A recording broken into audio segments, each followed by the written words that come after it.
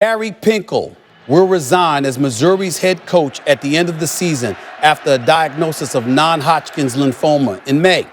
Pinkel said that after the diagnosis, he would coach as long as he felt able, but decided during the Tigers' bye week this would be his last season. All this comes just 4 days after Missouri President Tim Wolf resigned after campus protests erupted. Pinkel's 117 wins are the most in Missouri history, breaking the record previously held by Don Farrell, for whom the field is named. Pinkel was named the 2014 SEC Coach of the Year after leading the Tigers to their second straight SEC championship game, by the way. ESPN college football analyst Brett McMurphy joins me now. Brett, pretty shocking news. What's the latest? Yeah, but basically this was a decision that Pinkel had made back on October 27th.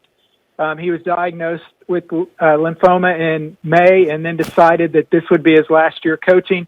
Obviously, the timing of this comes off the heels of what had just happened with the chancellor and the assistant president resigning, but in no way was it related. As you mentioned, Pinkel, the winningest coach in the history of Missouri. He's also the winningest coach at Toledo.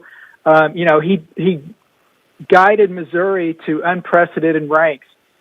They won 3 Big 12 North titles. They won 2 SEC East titles. They had 2 top 5 finishes. He had 5 10 win seasons, something that they had never done before he got there. If you have to go all the way back to 1960.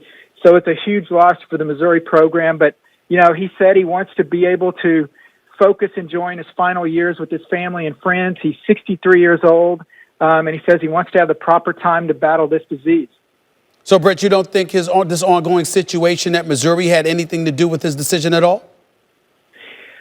I think it may have contributed in the smallest way, but basically he had determined on October 27th, he met with his family and said, "This will be my final year coaching."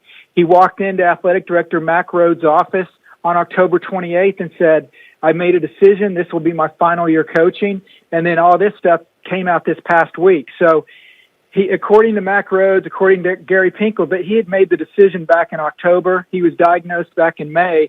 So no, I don't think it had any impact at all. He's going to finish out the season. If they can get to a bowl, he'll coach the bowl game. But it's been a great run for Pinkel, and now Mack Rhoades, who by the way hired Tom Herman at Houston, now has to find a new head coach. Brett McMurphy, college football insider. Thanks so much. Thank you.